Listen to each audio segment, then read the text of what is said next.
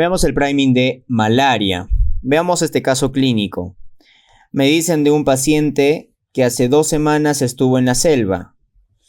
Acude por fiebre, con periodos de remisión cada 2 días, tiene sudoración y tiene escalofríos. Entonces debe recordar, todo paciente procedente de la selva que venga con esta triada de fiebre, sudoración, escalofrío, debe sospechar en malaria. ¿Ok? Debe sospechar entonces en malaria. Vamos a ver rápidamente, doctores, cómo se produce esta infección. Y para eso nos vamos a este gráfico. Entonces va a venir el mosquito. Recuerden que el mosquito dentro de él tiene los esporozoitos. ¿Ok? Dentro de él tiene los esporozoitos. Por lo tanto, la forma infectante para el humano son los esporozoitos. Bien, entonces estos esporozoitos van a llegar al hígado y ahí vamos a tener el ciclo hepático o también denominado el ciclo exoeritrocítico. ¿Ok? De forma general hay 2 ciclos que ustedes deben recordar. El ciclo esporogónico, que se va a producir a nivel del mosquito, que es el ciclo sexual, y a nivel del hombre se va a producir el ciclo esquizogónico, que es el ciclo asexual. Este ciclo esquizogónico se va a dividir en un ciclo exoeritrocitario, es decir, fuera del eritrocito, en el hígado, y a nivel del eritrocito. Bien. A nivel del hígado, entonces va a llegar este esporozoito, llega al hígado y se forma el esquizonte hepático. Ojo que algunos se van a quedar a nivel del hígado en forma de hipnozoitos. Y eso estamos hablando del Plasmodium vivax y el Plasmodium ovale, que se van a quedar dentro del hígado como hipnozoitos, ¿ok? Luego, este esquizonte hepático se va a romper y va a liberar los merozoitos. Estos merozoitos van a invadir al glóbulo rojo, por eso la forma infectante del glóbulo rojo viene a ser los merozoitos. ¿Ok? Y estos merozoitos a nivel del glóbulo rojo van a ir multiplicándose formando un esquizonte y luego se produce una ruptura de este esquizonte. Bien, en esta ruptura del esquizonte se puede producir, doctores, a las 48 horas, se puede producir a las 72 horas, etc. Entonces, esta ruptura de los esquizontes eritrocitarios te va a dar los paroxismos febriles. Y estos paroxismos febriles, doctores, o bien podemos estar hablando cada 48 horas, a eso nosotros le llamamos las tercianas, o cada 72 horas, y a esto se le llama las cuartanas. Entonces, ¿quiénes se produce ruptura cada 48 horas o fiebre cada 48 horas? Ahí tenemos el Plasmodium vivax, tenemos el Plasmodium ovale y tenemos el Plasmodium falciparum. El Plasmodium vivax también se le conoce como la terciana benigna y el Plasmodium falciparum como la terciana maligna, porque va a producir cuadros severos el falciparum, como vamos a ver.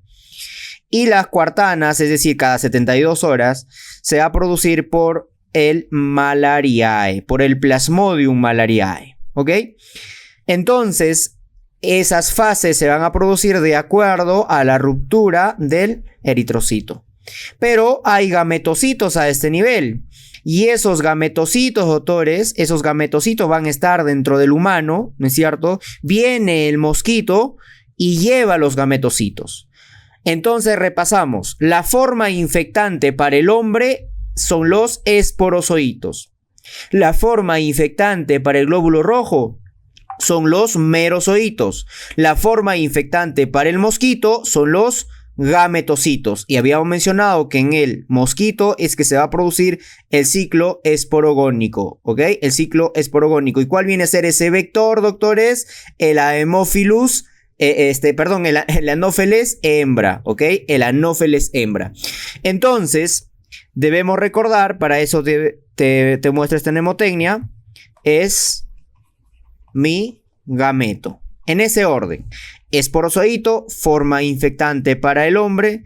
Merozoito, forma infectante para el glóbulo rojo. Gametocito, forma infectante para el mosquito. ¿Cuál es el vector? El Anopheles hembra. Bien. Entonces veamos su epidemiología. Se va a presentar en las regiones tropicales, subtropicales. Y tienes que ver todo paciente que venga de la selva con fiebre, sudoración, escalofríos. Es malaria hasta demostrar lo contrario. La etiología de Plasmodium falciparum, Plasmodium vivax, Plasmodium malariae, en nuestro medio, en Perú, Plasmodium falciparum y Plasmodium vivax. Plasmodium malariae, ovale, el naulesi. ¿Y cuál viene a ser el vector? Habíamos mencionado el Anopheles hembra. Su periodo de incubación de 7 a 30 días. ¿Cuál es la historia clínica? La triada clásica. Y acá hay fases, doctores. Tenemos la fiebre, tenemos el escalofrío, tenemos la sudoración. La primera fase es los escalofríos. La segunda fase son la fiebre, y la tercera fase es la sudoración.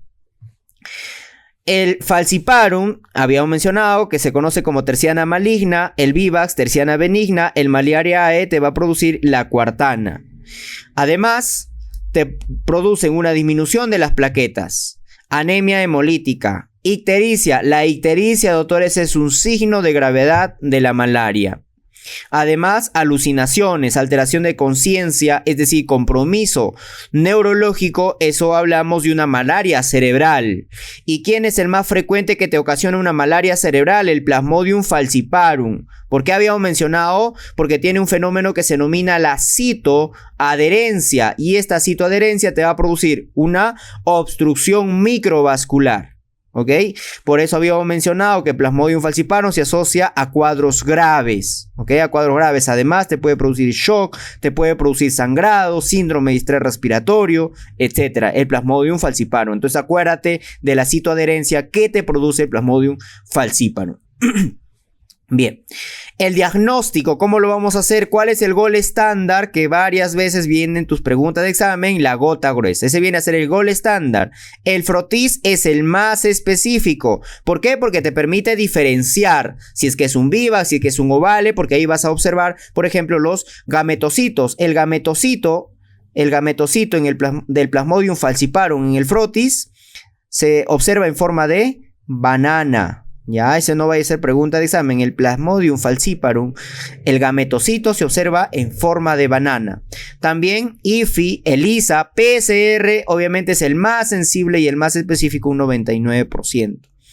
¿Cuál viene a ser su tratamiento? Vamos a dar esta triple terapia, según está en tu norma técnica: mefloquina, artesunato y primaquina. ¿Por qué damos primaquina, doctores? Porque esta primaquina va a matar a estos que se encontraban a nivel del hígado. ¿Cómo se llaman? Los hipnozoitos. Entonces la primaquina va contra los hipnozoitos. ¿Ok? A nivel del ciclo eritrocitario, generalmente actúa la mayoría de los fármacos. La mefloquina, el artesunato, la cloroquina, etcétera, actúan en el ciclo eritrocitario. ¿Ok? Por ejemplo, si te preguntan de manera directa, ¿quién es gametocida? ¿Quién va y mata a los gametos? A este nivel vamos a tener la primaquina, es uno de ellos, que mata también a los gametos, la primaquina, y el otro viene a ser el artesunato. Entonces, el artesunato y la primaquina son gametocidas, pero lo más importante que debes recordar es que la primaquina mata a los hipnozoitos que están ahí durmiendo en el hígado. ¿Ok? Por eso es que, doctores, estos Plasmodium ovale, por ejemplo, el Plasmodium vivax en nuestro medio, te pueden producir recidivas con el tiempo. Porque en cualquier momento se pueden activar esos esquizontes que estaban en el hígado y te pueden dar la clínica. Obviamente una clínica más leve, ¿no? Por eso se denomina terciana benigna. ¿Ok?